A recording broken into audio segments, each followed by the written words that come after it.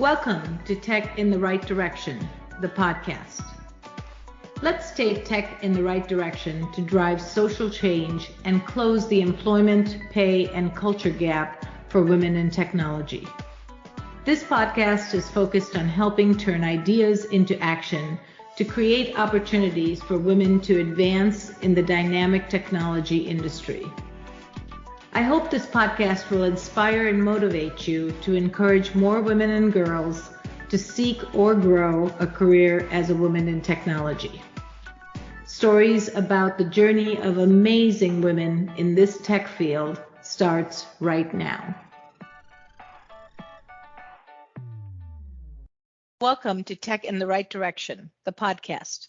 This week, I'll be speaking with Suruchi Gupta. Suruchi is the founder and CEO of Giant, a blockchain protocol that turns a phone number into a bank account and bandwidth into currency via seamless and secure access to the internet globally, rewards on usage, and yield on airtime balances. Suruchi began her Silicon Valley career as a software developer and technical lead at Juniper Networks after immigrating from India to pursue her master's in computer science. Determined to start a company that would impact the lives of billions, Suruchi began to participate in weekend hackathons to validate her ideas and grow her network. She won them all. The win that would change her life was a global hackathon organized by Tata Communications, a subsidiary of the $100 billion Tata Group. Suruchi's winning idea, Wi-Fi Coin, was incubated by Tata and within 6 months of launch was generating 7-digit ARR.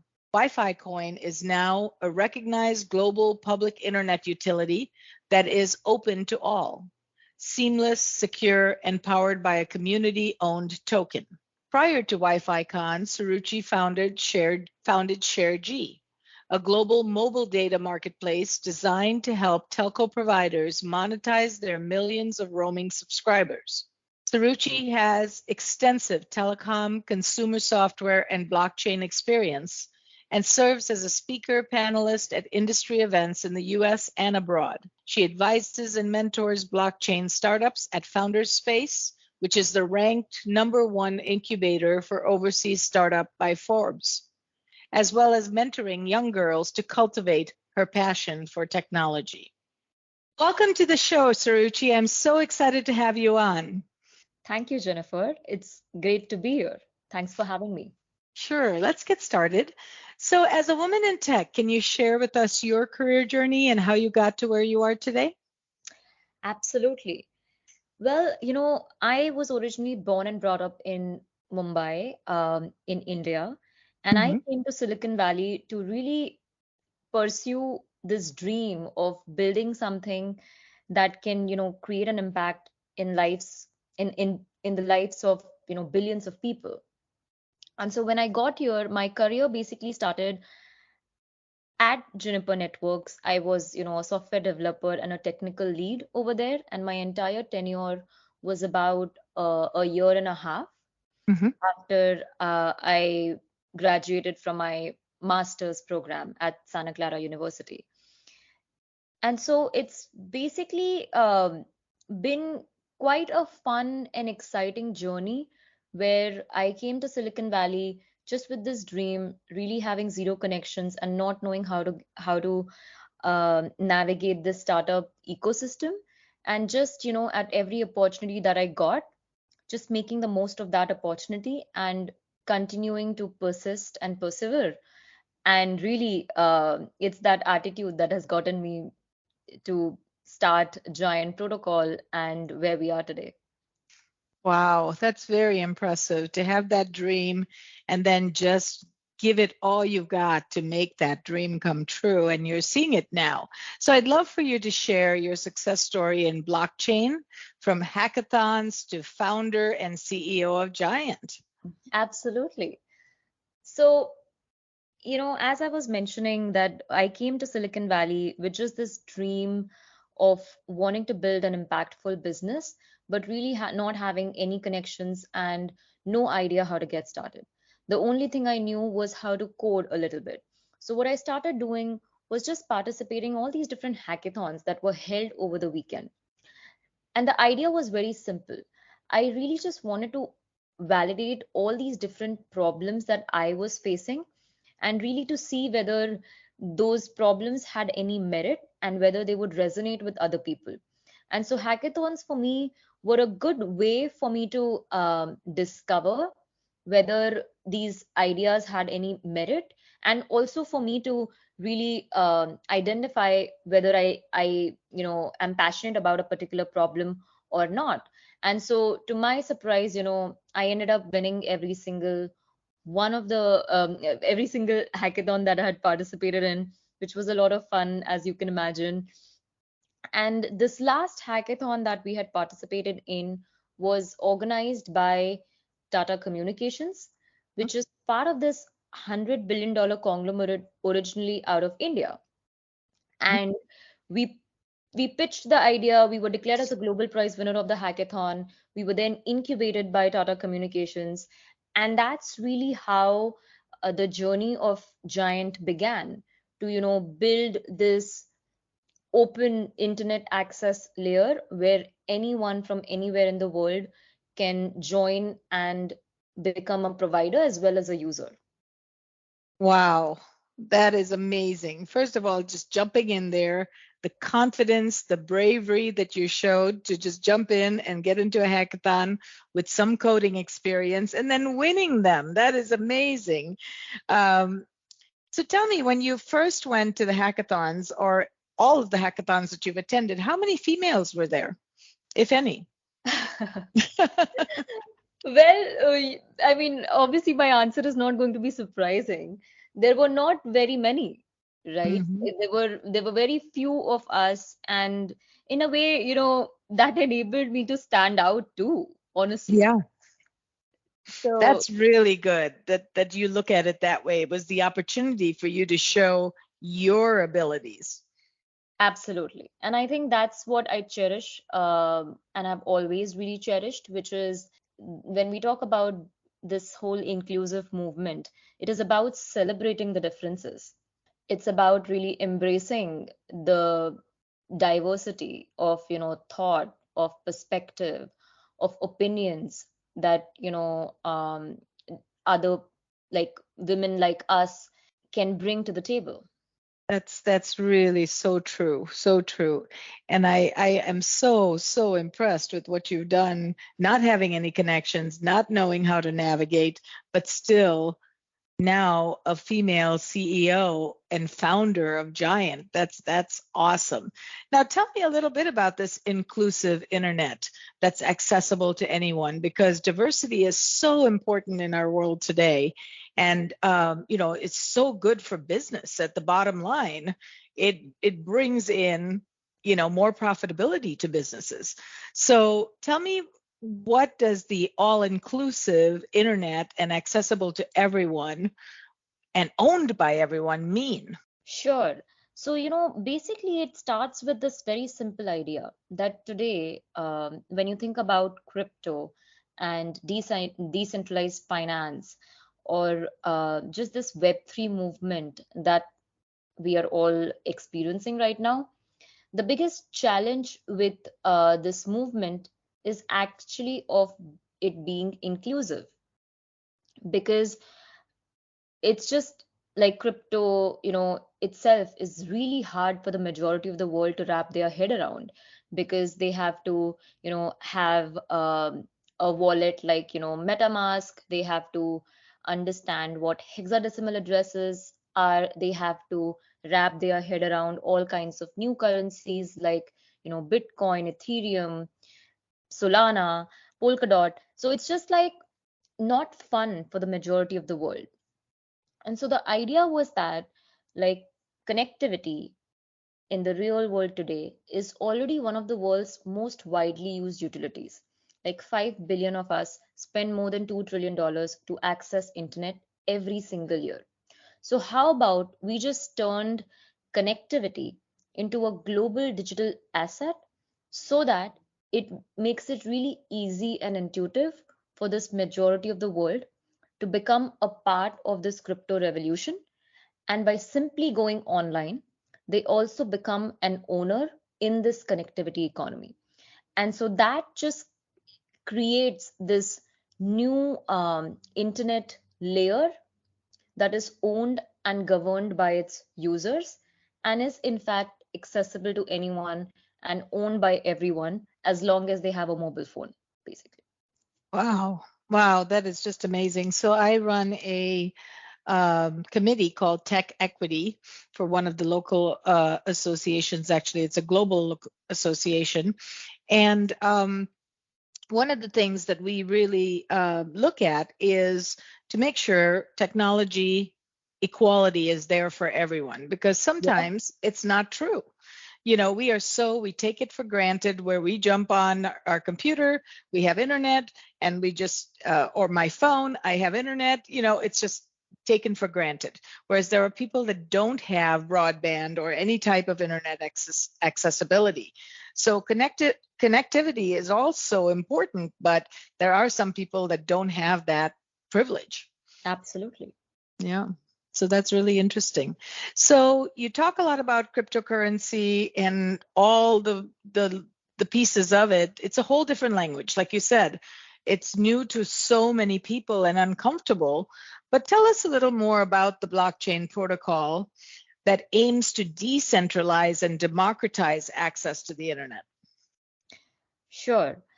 So really the idea with this is to turn, bandwidth, which is already one of the world's most widely used utilities, into a global digital asset so that we create this global connectivity economy where billions of us that are already internet users can just simply by virtue of using internet become a part of this economy. And so the idea with giant protocol is on one hand to tokenize bandwidth, and then on the other hand to create a more open, efficient, and liquid market for bandwidth where anyone from anywhere in the world can be a provider as well as a user of both connectivity as well as financial services. And if I was to go into the details of how the protocols would actually work, they would be a little bit on the technical side, but I'm happy to dive into them if you'd like me to. Might be a little too technical. Is there a place like on your website that people can, learn more? Yes, absolutely. Okay. So at giantprotocol.org website, Okay. there is a light paper, and there are details about all the three protocols that we have: the tele protocol, the connectivity protocol, and the yield protocol. And anyone can go and check it out. Great. I'm going to have to do some learning myself. Sure. That's amazing. So, this podcast is focused on bridging the employment, pay, and culture gap for women in technology. What do you see in the industry today? So, you're in a very technical role in a technical company. Are you seeing many women? What are you seeing? Well, I mean, I think we all know that there's a long way for us to close this gap, and there's a long way for us to go where us women are actually in equal numbers um, in every like industry and in every domain, not necessarily just in tech. And so certainly, I mean, as much as I am like in Giant's case itself, we are not as diverse as I would like us to be. Simply not because of us not wanting to, bring other women. Obviously, me being the founder and CEO, I would want, I mean, I definitely want there to be more women. But there's really just a shortage of women in crypto as well as just women in tech. So even though we would love to hire women, we are unable to. Mhm. And that's just the sad part of this. It is. And, one of the things I'm really doing a lot of is working on skilling programs to skill women in different areas. We just did an AI skilling program and an Azure, which is the cloud skilling program for women in technology, That's and get them certified. So I gave out some scholarships. Microsoft has sponsored some of the programs that we've put out, and it's been amazing. So hopefully that shortage is going to be bridging the gap, and some of those women are now going to continue their journey on the technology path. I hope so. absolutely. No, I think I mean, I love all the initiatives that you are taking up. Those are certainly, required, like to increase to reduce rather this, talent gap that we have. So I love that you're actively working on those initiatives. Yeah, and I think one of the other areas that I'm really passionate about and I feel is so, so critical is to get girls the ages from 8 to 13 and start to bring them to the awareness of how fun a technology career can be, or what are some of the other pieces of a technology career. It's not just always coding, right? So show them different areas so that we can start to build the pipeline for the future, because if we don't get them early, we're going to lose them.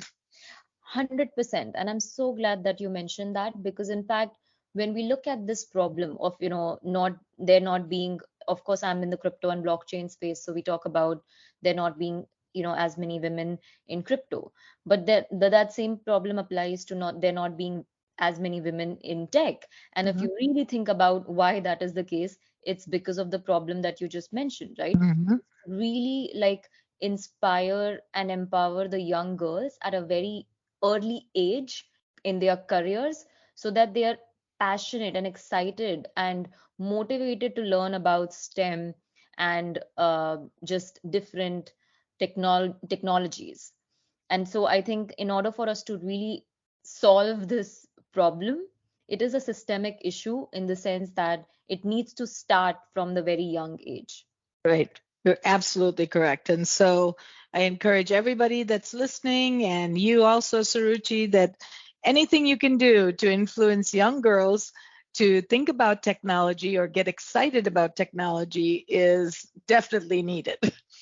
Absolutely. And that's actually very much my own passion too, Mm-hmm. to really inspire and help young girls get into get into tech. Great. Great.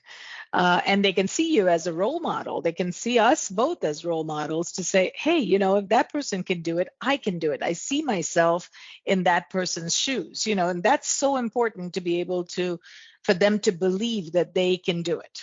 Yeah, exactly. Representation, right? Yes, So yes. So, Suruchi, power of technology is amazing. What do you see as the future of telecommunication, and where is blockchain headed? sure.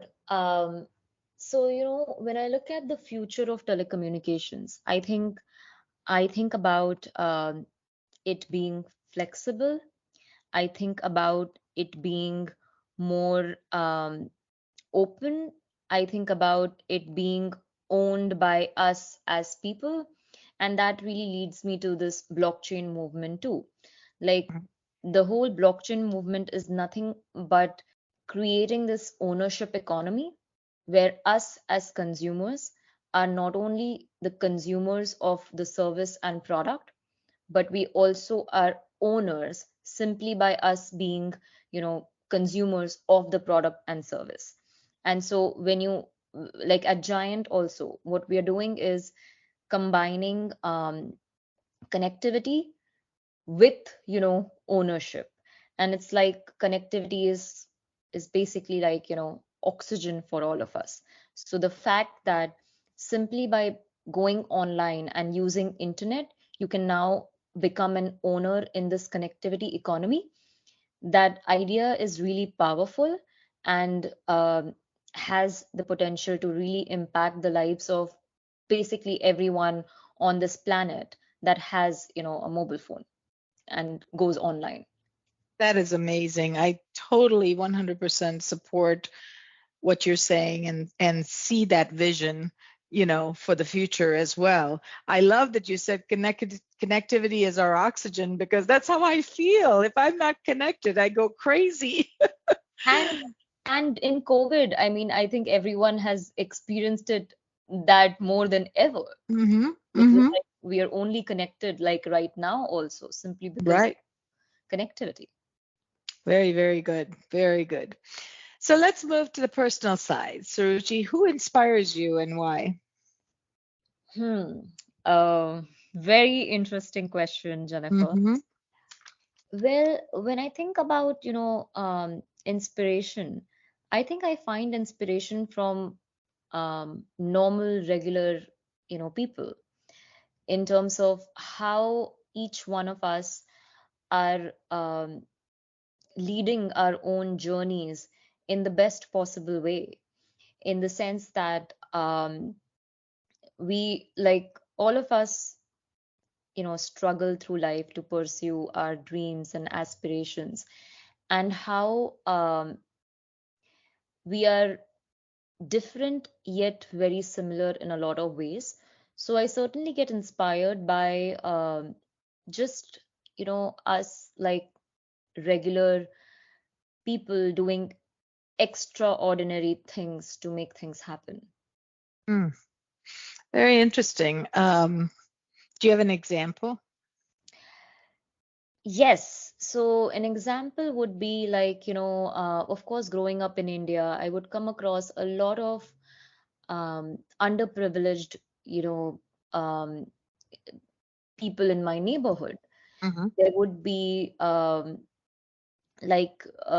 incredible stories where I would hear, and I've also like spoken to them and I've been accustomed to them, where it's like the stories of I'm thinking of what the English word for that is, which is there is this like a fruit seller, or there is like this. We used to have three-wheelers in India, Mm-hmm. so there would be these uh, like drivers of those three-wheelers. Okay. So people really underprivileged, Mm-hmm. at what great lengths they would go to, educate their family, or really just take care of their kids education, or just even well-being, or like supporting them in their dreams and desires and aspirations. And I have countless examples of just those stories that I have been accustomed to growing up, that really fuel my being, to a great extent, in terms of what just sheer hard work, perseverance, you know and faith and confidence can really help you achieve. And that's the reason, that's what I basically mean by I get really inspired by just stories like this, which are, true genuine stories that you don't often hear in media until obviously someone becomes successful and massively well known. Mm-hmm. But there are countless, like, billions of us out there that have, unique stories in our own right, that really inspire me. I love that. And it's so true. It doesn't matter how much you have or what you have or how successful you are. It's your perseverance, your confidence, that passion for your family to make it work, to be successful. And so, like you said, the people who didn't have much, they still went through extra length, extra hard work to provide for their family, to educate their family, to take care of their kids. How impressive is that, and inspiring and motivating, that if they can do it, anybody can do it, right? Exactly. And because if I look at my life also, like my life really has revolved around three things. One is competitions, the second is limitless thinking mindset, and then third is faith. And you may already know this, like, Indians are highly competitive. So Hmm. growing up for me, competitions were a way for me to discover whether I was good at something or not. And after having won hundreds of competitions, I basically cultivated this limitless thinking mindset, where it became really easy for me to jump into things without knowing much, but simply having that faith and confidence that if I gave my 100% for something, it will happen. Mm. And it's really this combination of the three things that has led me on to this journey to, build a multi-trillion dollar, truly user-owned connectivity economy.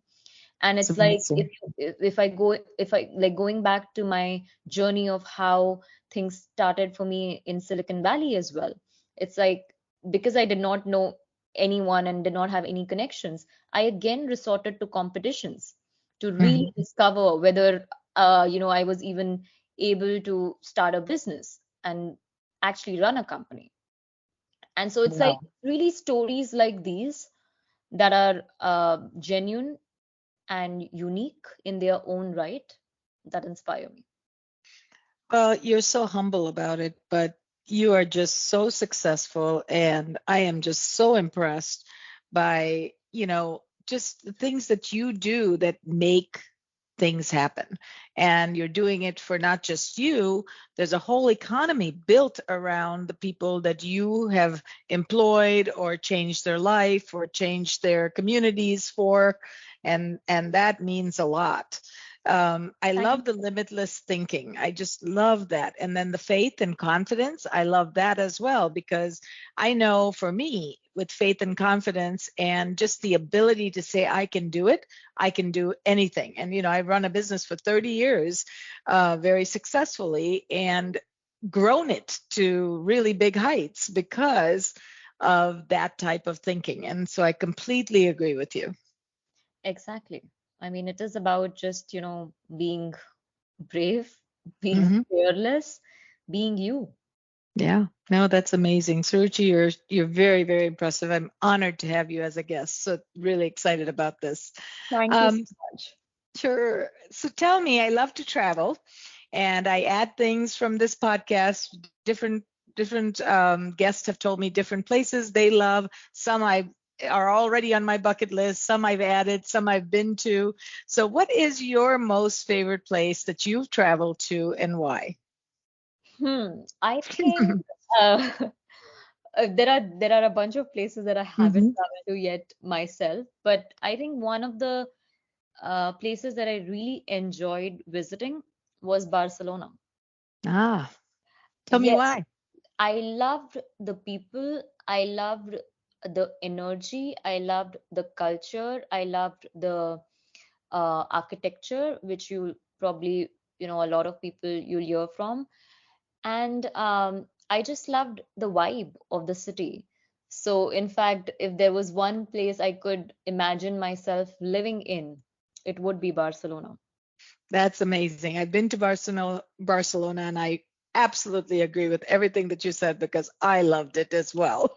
Yeah, And, there's not many places I always want to go twice to because there's so much to see. And I'm like, okay, I need to go to this place I've never been to, but I think Barcelona would be one I would go again. absolutely. And it was mainly, of course, because of the people and the culture, I would say. I Yeah. have, countless stories of how impressed I was with how welcoming the people over there were, in spite of the barriers to language. Yeah, I completely agree. So, in closing, Suruchi, what advice would you give to a woman who is considering a career in the tech industry? Well, just get started. Like basically, as I was mentioning, it's about being brave. It's about being fearless. It's about being a go-getter in terms of, going after just getting what you want and having that clarity and just pursuing it and really not giving up when it comes to not just starting in tech, but also, moving up the ladder and becoming a leader in that organization as well. That's perfect advice. You're spot on. If you're a leader and you're a go-getter, which most women are, we do so much every day. So you just have to get started. Just do it.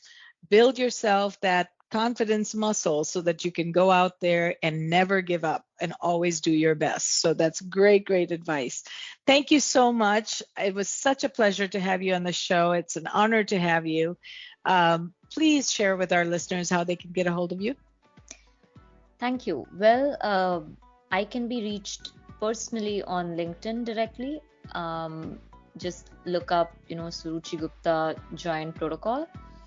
And for Giant Protocol, feel free to connect with us on Twitter with our handle at Giant Protocol. Perfect. Well, thank you again, Suruchi. It's a pleasure to have you on, and I hope we can reconnect soon. Absolutely. Thank you so much, Jennifer. It was a pleasure chatting with you. Thank you for listening to Tech in the Right Direction. Please take a minute to subscribe or follow so that you never miss an episode. Also, don't forget to like, share, and comment. Thank you. See you next week. From IT skill enhancements to end user adoption training, Directions Training is your resource to help optimize the effectiveness of your technology investments. Over 500,000 students have taken advantage of our wide selection of technology and business training solutions covering the most popular applications today, such as Microsoft 365, Azure, Windows 10, and more. As a podcast listener, we invite you to take advantage of an exclusive offer. Receive 30 days of free access to our Microsoft official curriculum on-demand courses for IT professionals or end users. Visit us at www.directionstraining.com/podcast to claim this offer today. Hurry, this offer is only available for a limited time. Success is a journey. Ask for directions.